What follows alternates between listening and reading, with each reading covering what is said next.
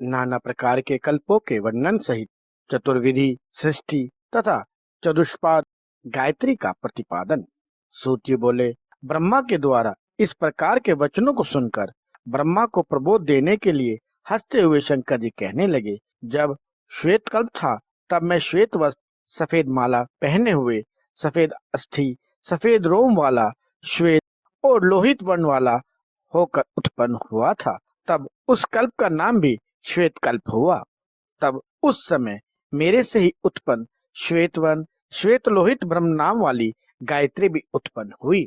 तुमने अपने तप के द्वारा मुझे जान लिया और झट ही पैदा होकर मेरे पास आए, इसलिए तुम्हें जो भी ब्राह्मण सजुजात और ओम नाम से जानेंगे वे मोक्ष प्राप्त कर मेरे को प्राप्त होंगे। इसके बाद मेरे द्वारा लोहित वन धारण करने पर लोहित नाम का कल्प हुआ। उस समय लोहित वन के मांस, अस्थि तथा दूध वाली लोहित स्तन वाली गायत्री देवी गो रूप से उत्पन्न हुई। तब देवी के वाम होने पर मैं वामदेव हुआ।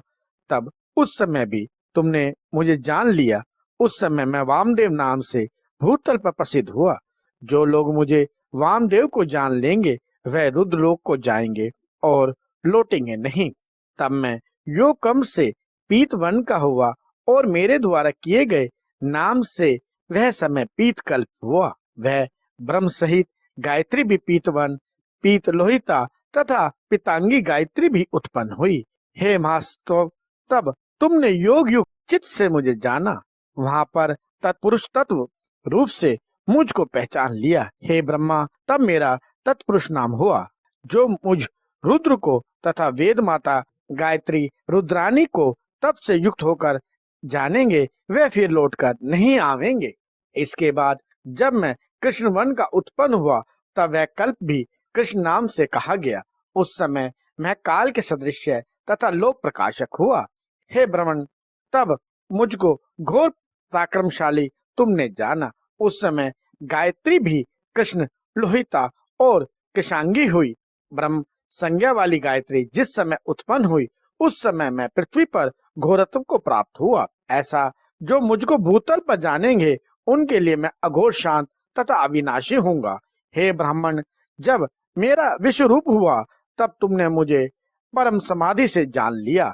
तभी लोक धारिणी विश्व रूपा गायत्री उत्पन्न हुई। जो विश्व रूप वाले मुझको भूतल पर जानेंगे उनके लिए मैं शिव और सौम्य होऊंगा। इससे यह कल्प विश्वरूप नाम वाला कहा है और विश्वरूपा गायत्री कही है। स्वरूप मेरे 4 पुत्र हैं जो लोक सम्मत हैं, जिससे प्रजा के सभी वर्ण उत्पन्न होंगे तथा सभी वर्णों में सर्वभक्षय और पवित्र भी होंगे। मोक्ष, धर्म, अर्थ और काम वाले ये पुत्र हैं। वेद भी 4 प्रकार के होंगे। 4 प्रकार के ही वर्ण ब्राह्मण, क्षत्रिय, वैश्य और शूद्र होंगे। आश्रम भी 4 प्रकार के होंगे तथा धर्म के 4 पाद 4 ही मेरे पुत्र हैं। इसलिए चतुर्युग अवस्था में चराचर जगत अवस्थित है। भूलोक, भुवलोक, सोहलोक, महालोक, जनलोक, तपलोक, सत्यलोक तथा इसके पर विष्णु लोक है। भू, भव, स्वह, मह यह 4 पाद कहलाते हैं। भूलोक प्रथम पाद है, भुवलोक दूसरा, स्वलोक तीसरा और महालोक चौथा पाद है। पंचम लोक जन लोक है और छठवां तपलोक है तथा 7वां सत्य लोक है, जिसमें मोक्ष पाने वाले मनुष्य ही जाते हैं जो लौट के नहीं आते। विष्णु लोक वह उत्तम स्थान है जिसमें से पुनः जीव को लौटना नहीं पड़ता। स्कंद और भौम भी सभी सिद्धियों वाले स्थान है। रुद्रलोक योगिनियों का शुभ स्थान है, जिसको ममता से रहित, अहंकार से रहित, काम क्रोध से रहित द्विजाति लोग ही देखते हैं। हे ब्रह्मा, यह जो 4 पैरों वाली गायत्री जो देखी उसके पादांत में विष्णु लोक, कुमार शांत, ओम, महेश्वर लोक कहे गए हैं। इसके द्वारा ही सभी पशु 4 पैर वाले तथा 4 स्तन वाले होंगे। सोम मंत्र से युक्त मेरे मुख से जो गिरा वह प्राणियों का जीव है।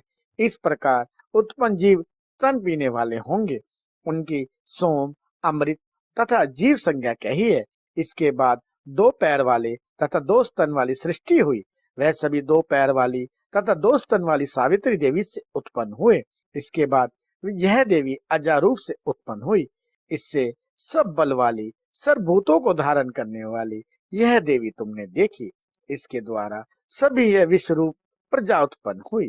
तब से युक्त जो ब्राह्मण मुझे देखेंगे वह तमोगुण रजोगुण रहित मनुष्य लोक को त्याग कर मुझे प्राप्त करेंगे तथा मेरे लोक से पुनः लौटकर पृथ्वी पर नहीं आवेंगे, ऐसा ब्रह्मा से शिव ने कहा। तब प्रणाम करके नम्र होकर ब्रह्मा जी ने कहा कि हे प्रभु, गायत्री से युक्त ऐसे महेश्वर रूप विश्व आत्मा आपको तथा गायत्री को जानते हैं, उन्हें आप परम स्थान दीजिए। तब भगवान ने कहा, ऐसा ही हो। जो महात्मा शिव के इस विश्व रूप को जानता है वह ब्रह्मा के वचन से ब्रह्म सयुज्य को प्राप्त करता है।